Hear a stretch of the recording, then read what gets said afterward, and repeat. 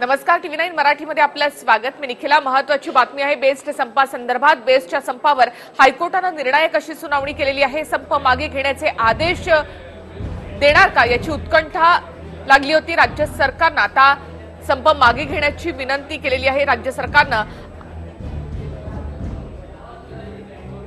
11 वाजता हायकोर्टाकडून आदेश देण्यास टाळाटाळ करण्यात आलेला होता। कर्मचारी संघटना मात्र संपावर ठाम आहे। महाधिवक्त्यांच्या उपस्थितीमध्ये ही सुनावणी होते।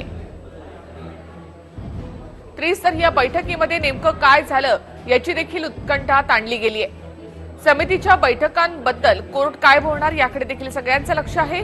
समिती स्थापनेनंतर खरं तर संप मिटायला हवा होता असं हायकोर्टाने म्हटलंय।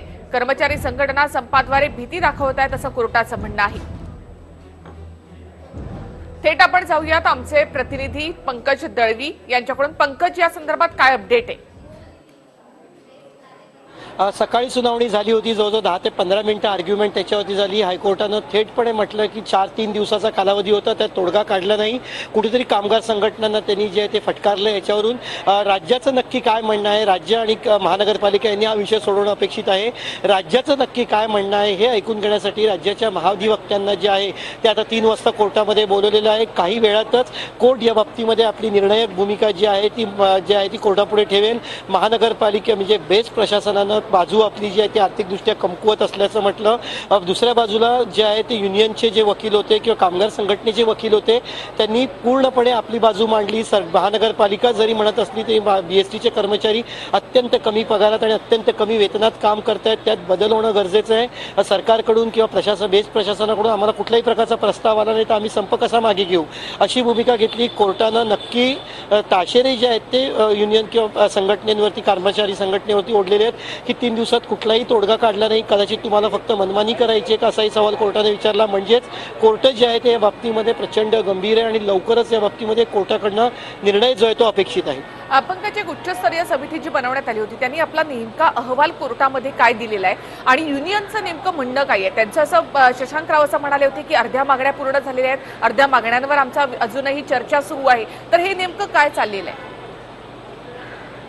अहवाल त्यांनी दिला, तो गोपनीय अहवाल त्यांनी दिलेला आहे। मात्र सगळ्यात महत्त्वाचं म्हणजे जो मुद्दा तुम्ही मांडलात की अर्ध्या मागण्या मान्य झालेल्या आहेत, अर्ध्या याच्यावरती कोर्टाने स्पष्टपणे म्हटलं की आधी तुम्ही संप मागे घेऊन मग चर्चा करणं अपेक्षित होतं। मात्र तसं झालं नाही। 3 दिवसाचा कालावधीचा जो दिला होता, 2 दिवस दिले होते शुक्रवारी, याचा अर्थ संप चालू ठेवा असा होत नाही। कामगार संघटनांनी याचा अर्थ चुकीचा लावलेला आहे असं त्यांनी म्हटलं। कुठेही तोडगा निघालेला नाहीये, कारण सर्वसामान्य लोकांना याचा त्रास होतोय, त्यामुळे त्वरित तोडगा काढा असं म्हटलेलं आहे। उच्चस्तरीय समिती नेमली होती, उच्चस्तरीय समितीसोबत बैठक काढून त्यातून तोडगा निघेल असं कोर्टाला अपेक्षित होतं। मात्र तसं झालं नाही आणि त्यावरती स्पष्ट नाराजी जी आहे ती निखिला कोर्टाने व्यक्त केली होती। नक्कीच पंकज, आता या संपाबाबत काय स्टेटस आहे? म्हणजे आता कर्मचारी संघटना ज्या आहेत त्या संप मागे घेण्यासाठी तयार आहेत, काही तोडगा यामध्ये निघतोय का? निखिला, आतापर्यंत शशांक राव जे आहेत ते सुनावणीला कोर्टामध्ये आले नाहीत किंवा संघटनेतर्फे त्याचे पदाधिकारी कोणीही कोर्टात येणार नाहीत हे स्पष्ट आहे। संघटनेच्या वतीने वकील बाजू मांडतायत। आतापर्यंत कोर्टाच्या बाहेर कुठलाही तोडगा निघालेला नाहीये। सकाळच्या बैठकीमध्ये सुद्धा कुठलाही तोडगा निघालेला नाही। त्यामुळे आता जो काही तोडगा निघेल तो कोर्ट जो निर्णय देईल किंवा कोर्ट जो आदेश देईल तोच कदाचित या संपावरचा तोडगा असेल। कोर्टाने जी गाईडलाईन सांगितल्या जातील किंवा कोर्टाचा आदेश असेल त्यानुसारच पुढच्या ज्या काही घटना आहेत त्या घडत जातील। कोर्टाने जर का आदेश दिले त्वरित कामावरती रुजू व्हा आणि त्याच्यानंतर चर्चा करू किंवा त्याच्यावरती तोडगा काढू आणि राज्य सरकारला सुद्धा या बाबतीत सकारात्मक लक्ष घालण्याचे आदेश दिले तर त्या अनुषंगाने जे आहे ते पुढची कृती जी आहे ती करावी लागेल। कामावरती रुजू व्हा असे जर का आदेश कोर्टाने दिले तर विथ इमिजिएट इफेक्ट ज्याला आपण म्हणतो त्वरित त्यांना कामावरती रुजू व्हावं लागेल। अशा पद्धतीचे निर्णय जे काही कोर्टाकडनं काय येतोय हे तितकंच महत्त्वाचं आहे। मात्र कोर्ट गंभीर आहे, त्यामुळे आता फक्त कोर्टाच्या निर्णयावर अवलंबून आहे बेस्टचा संप राहणार की तो मिटणार असं। धन्यवाद तुम्ही दिलेल्या या संपूर्ण माहितीबद्दल। अधिक माहितीसाठी पुन्हा एकदा तुमच्याकडे येऊच।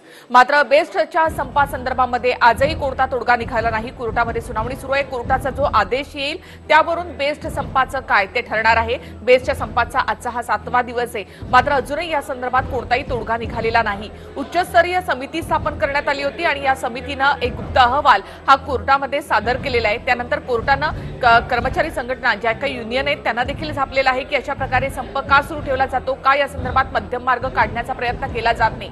अक्षरशः मुंबईकर देखील या सगळ्यामध्ये वेठीस धरला गेलेला आहे।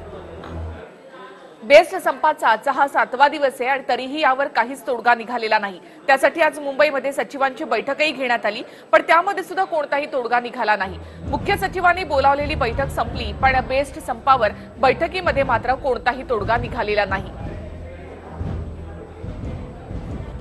सरकारने त्यांच्यासमोर काय मांडलेलं आहे ते एकूण कळलं नाही आणि जस्ट त्यांनी आत्ताच फक्त आम्हाला कारण आमच्याकडे आत्तापर्यंत उपक्रम काय म्हणत आहे त्याच्याबद्दलची काही त्यांचं म्हणणं काय त्याच्याबद्दल काही परत आलेली नव्हती, त्यामुळे त्याच्याबद्दल काही चर्चा होऊ शकली नाही. पण आम्ही आमचं मत त्यांच्यासमोर मांडलं, तसंच उपक्रमाने आणि महानगरपालिकेने त्यांच्यासमोर त्यांचं मत मांडलेलं असेल. आता हे ते कोर्टासमोर सबमिट करतील. आज तोडगा निघावा अशी मी नेहमीच अपेक्षा करेन.